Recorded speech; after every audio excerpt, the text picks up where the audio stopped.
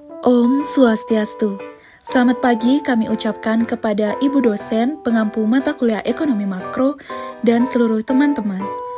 Perkenalkan kami dari kelompok 3 akan mempresentasikan materi pada minggu keempat, yakni tentang produksi dan pertumbuhan.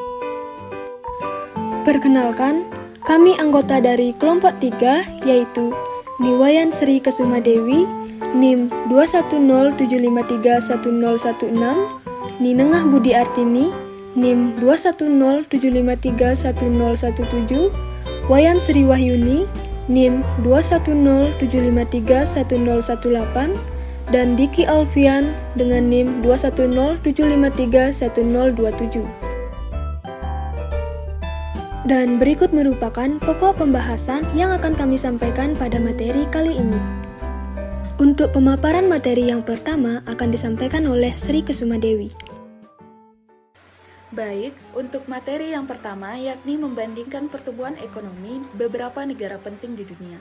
Seperti yang kita ketahui, setiap negara di dunia pasti akan memiliki tingkat pertumbuhan ekonomi yang berbeda pula. Namun, sebelum kita masuk kepada materi membandingkan pertumbuhan ekonomi tersebut, alangkah baiknya kita untuk mempelajari materi tentang apa itu pertumbuhan ekonomi. Jadi, pertumbuhan ekonomi adalah suatu keadaan adanya peningkatan pendapatan yang terjadi karena peningkatan produksi pada suatu barang dan jasa. Salah satu faktor kunci dalam mendorong pertumbuhan ekonomi secara optimal adalah adanya produktivitas. Pertumbuhan ekonomi itu sendiri juga memiliki arti sebagai suatu proses perubahan ekonomi yang terjadi pada perekonomian negara dalam kurun waktu tertentu menuju keadaan ekonomi yang lebih baik lagi ke depannya.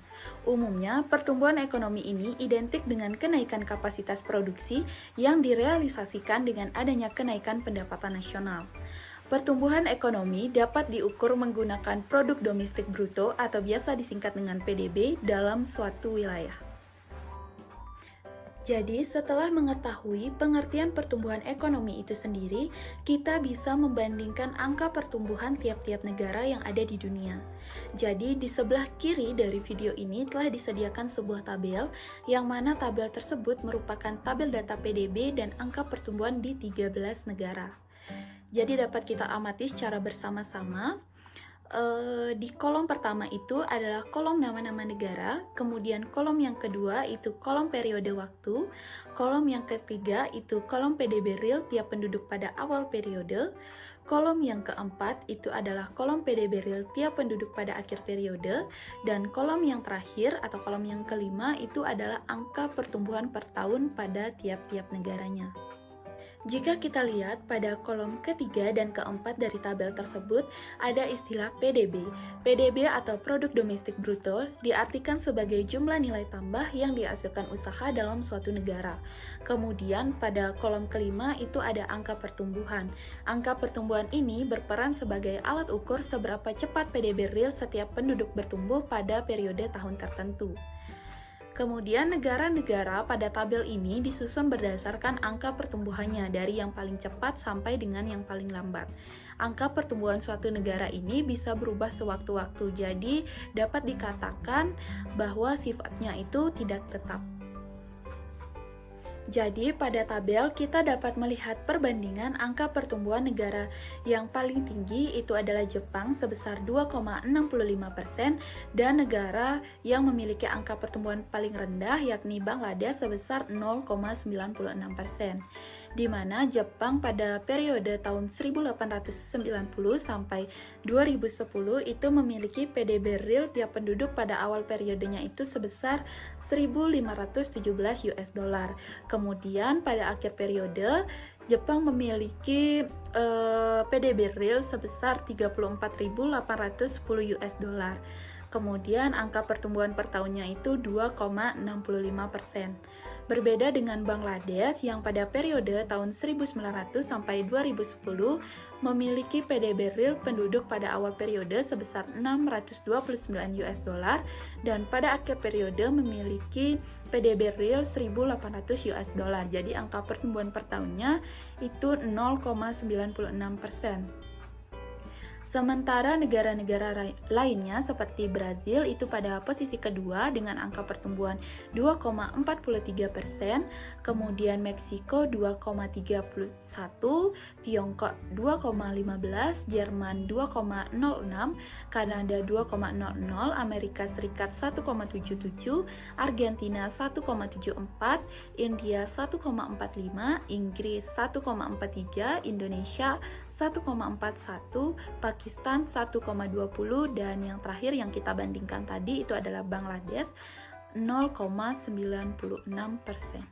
Nah, untuk submateri selanjutnya akan dijelaskan oleh teman saya Budiartini. Baik, terima kasih atas kesempatan yang telah diberikan kepada saya. Jadi, pada kesempatan kali ini, saya akan membahas tentang mengapa suatu produktivitas dikatakan sangat penting.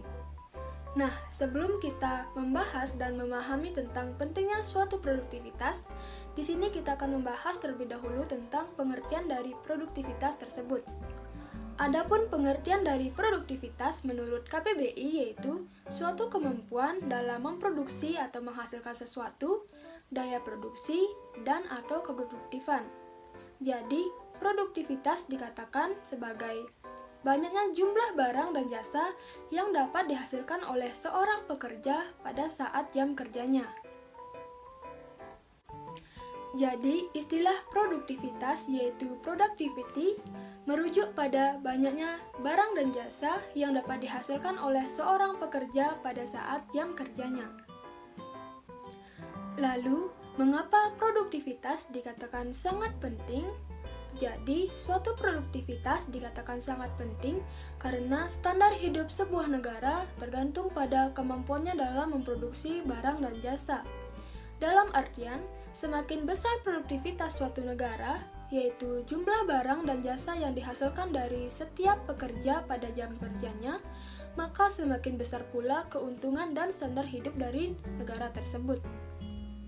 Jadi benar bahwa salah satu dari 10 prinsip ekonomi adalah bahwa standar hidup suatu negara itu tergantung pada kemampuannya dalam memproduksi barang dan jasa. Dan produktivitas ini berperan penting dalam meningkatkan kesejahteraan nasional. Nah, sebagai contohnya dapat kita temui pada perbandingan penduduk di negara Jepang dengan penduduk di negara Indonesia, di mana penduduk di negara Jepang memiliki standar hidup yang jauh lebih baik dibandingkan dengan penduduk di negara Indonesia, yang mana penduduk di negara Jepang memiliki tingkat produktivitas yang berada pada kisaran 94,50% daripada pekerja di Indonesia yang memiliki kisaran 74,4%. Jadi, dapat dikatakan bahwa negara Jepang ini mengalami hasil pertumbuhan standar hidup yang lebih cepat dibandingkan negara Indonesia, karena pekerja Jepang lebih dapat meningkatkan produktivitasnya. Baik, untuk pembahasan materi selanjutnya akan dijelaskan oleh rekan saya, Sri Wahyuni dan Diki Alfian. Waktu dan tempat dipersilahkan. Baik, terima kasih atas waktu dan kesempatan yang telah diberikan kepada saya. Di sini saya akan menjelaskan materi mengenai bagaimana cara kita untuk menentukan produktivitas. Seperti yang sudah dijelaskan sebelumnya, menurut Herjanto, produktivitas merupakan suatu ukuran yang menyatakan bagaimana cara kita untuk mengatur dan memanfaatkan sumber daya untuk mencapai hasil yang maksimal. Nah, hasil yang maksimal tersebut dapat kita lihat dari banyaknya barang atau jasa yang diperoleh oleh pekerja dalam setiap jamnya. Untuk itu, dalam menentukan produktivitas terdapat 4 faktor yang dapat menentukan produktivitas dalam ekonomi. Di antaranya yaitu yang pertama ada modal fisik, kemudian yang kedua ada modal sumber daya manusia, yang ketiga ada sumber daya alam, dan yang keempat ada penguasaan iptek atau pengetahuan teknologi. Nah, di sini saya akan memberikan sedikit penjelasan mengenai faktor-faktor yang dapat menentukan produktivitas. Mulai dari modal fisik, seorang pekerja akan lebih produktif jika mereka memiliki peralatan yang dapat membantu mereka dalam melaksanakan pekerjaannya. Nah, dalam hal ini, modal fisik yang dimaksud adalah kelengkapan peralatan dan struktur yang digunakan dalam kegiatan produksi seorang pekerja. Sebagai contoh, seorang tukang kayu yang memerlukan peralatan seperti gergaji, mesin bor, dan lain sebagainya dalam memproduksi sebuah furnitur. Nah, semakin banyak peralatan atau alat yang digunakan oleh seorang pekerja tersebut, maka produksinya akan semakin lebih efisien dan semakin banyak pula menghasilkan barang dan jasa yang diproduksi dibandingkan dengan seorang tukang kayu yang hanya mengandalkan alat-alat sederhana saja. Maka dari itu, modal fisik di sini merupakan salah satu faktor untuk menentukan produktivitas seorang pekerja. Kemudian yang kedua ada modal sumber daya manusia. Dalam hal ini berkaitan dengan pengetahuan dan keterampilan yang diperoleh oleh pekerja melalui pendidikan, pelatihan, dan pengalaman. Nah, pengetahuan dan keterampilan di sini akan membentuk suatu kualitas diri seorang pekerja dalam menghasilkan barang dan jasa setiap harinya.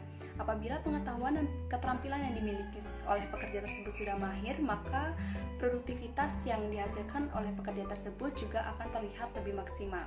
Begitu juga sebaliknya, apabila keterampilan dan pengetahuan yang dimiliki oleh pekerja masih rendah atau sangat rendah, maka akan mempengaruhi produktivitas dalam menghasilkan barang dan jasa tersebut. Yang ketiga yaitu sumber daya alam. Sumber daya alam di sini merupakan input yang telah disediakan oleh alam itu sendiri, seperti tanah, sungai, kandungan mineral, minyak, dan lain sebagainya. Sumber daya alam di sini dibagi menjadi dua sifat, yaitu sumber daya alam yang dapat diperbaharui dan sumber daya alam yang tidak dapat diperbaharui. Kedua sifat tersebut dapat menyebabkan perbedaan standar hidup di masing-masing negara, seperti contohnya yaitu keberhasilan Malaysia disebabkan karena sebagian besar tanahnya yang subur sehingga cocok untuk lahan pertanian. Sedangkan di sisi lain yaitu di daerah Timur Tengah seperti Arab Saudi menjadi negara yang kaya saat ini karena mereka berada pada tingkat penghasilan minyak terbesar di dunia. Maka dari itu, sumber daya alam dapat menentukan suatu produktivitas suatu negara dalam menghasilkan barang atau jasa yang sesuai dengan sumber daya alam yang dimilikinya. Yang terakhir yaitu penguasaan iptek atau ilmu pengetahuan dan teknologi. Dalam hal ini, pemahaman masyarakat mengenai cara-cara untuk memproduksi suatu barang dan jasa dengan lebih efektif dan efisien. Seperti contoh yaitu 50 tahun yang lalu, di negara Thailand, sebagian besar penduduknya yaitu bercocok tanam karena teknologi yang kurang memadai, sehingga membutuhkan banyak pekerja untuk menghasilkan pangan yang dibutuhkan oleh seluruh penduduk di daerah sana. Ketika terjadi perubahan teknologi, hanya sedikit pekerja yang dibutuhkan untuk menghasilkan pangan dalam jumlah yang sama banyak. Nah, dapat dilihat di sini bahwa perkembangan teknologi dapat menentukan produktivitas yang lebih baik dan efisien dalam menghasilkan suatu barang dan jasa tersebut. Dan sebagian besar masyarakatnya kembali dapat memproduksi barang dan jasa lainnya yang dibutuhkan oleh penduduk di daerah sana. Baik, sekian presentasi yang dapat saya sampaikan. Untuk materi selanjutnya akan dijelaskan oleh rekan saya Diki. Untuk waktu dan tempat, saya persilahkan.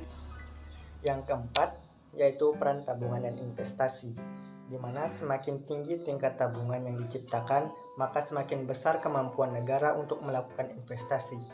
Selanjutnya, peningkatan investasi menambah lebih banyak lagi kapital yang lewat proses multiplier penghasilan dalam laju pertumbuhan ekonomi, dan peningkatan pendapatan per kapita yang lebih tinggi. Nah, dalam ekonomi, tabungan dan investasi diumpamakan sebagai modal, di mana modal ini sebagai penghasil faktor produksi. Apabila kegiatan ekonomi dapat menghasilkan barang modal dengan jumlah yang lebih banyak, maka masa yang akan datang penyediaan modal juga menjadi lebih banyak. Adapun peran tabungan, yang pertama terciptanya pembentukan modal, yang kedua mempercepat dan memperluas kegiatan ekonomi nasional, yang ketiga menambah lapangan pekerjaan sehingga dapat mengurangi pengangguran, yang keempat meningkatkan pendapatan per kapita, yang kelima mengurangi kesenjangan distribusi pendapatan, dan yang terakhir yaitu meningkatkan kesejahteraan masyarakat. Selanjutnya, adapun peran investasi. Yang pertama, menyediakan lapangan kerja. Yang kedua, mengembangkan industri substitusi impor untuk menghemat devisa. Yang ketiga, mendorong perkembangnya industri barang-barang ekspor non-migas untuk mendapatkan devisa. Yang keempat, membangun daerah-daerah tertinggal. Yang kelima, alih teknologi. Kemudian kita lanjutkan dengan membahas submateri yang kelima, yakni gejala terjadinya diminishing return dan catch-up effect. Baik, kita mulai dari diminishing return. Apa itu diminishing return? Diminishing return atau laba menurun merupakan properti di mana keuntungan dari unit input ekstra menurun ketika kuantitas input naik. Seiring dengan bertambahnya persediaan modal, keluaran tambahan yang dihasilkan dari tambahan unit modal akan menjadi menurun. Karena laba menurun, peningkatan dalam rata-rata tabungan menyebabkan lonjakan pertumbuhan untuk sementara waktu. Seiring dengan bertambahnya rata-rata tabungan menyebabkan lebih banyak modal terkumpul. Keuntungan dari tambahan modal menjadi semakin kecil seiring waktu dan menyebabkan melambatnya pertumbuhan. Menurut penelitian, data pertumbuhan ekonomi internasional, meningkatkan tingkat tabungan dapat menyebabkan bertambahnya pertumbuhan secara substantif untuk periode waktu beberapa dekade. Sekian yang dapat saya jelaskan mengenai diminishing return. Untuk materi selanjutnya akan dijelaskan oleh teman saya. Baik, terima kasih atas kesempatan yang telah diberikan. Jadi, saya akan melanjutkan tentang pembahasan mengenai catch-up effect. Jadi, apa sih itu catch-up effect? Nah, catch-up effect ini merupakan properti di mana negara-negara yang pada mulanya miskin cenderung pertumbuhan ekonominya menjadi lebih cepat dibanding negara-negara yang pada mulanya kaya. Nah, jadi penurunan perolehan keuntungan ini atau laba menurun terhadap modal mempunyai implikasi lain di mana semua hal dianggap seimbang, sehingga memudahkan bagi negara-negara yang relatif miskin untuk tumbuh dan berkembang dengan lebih cepat.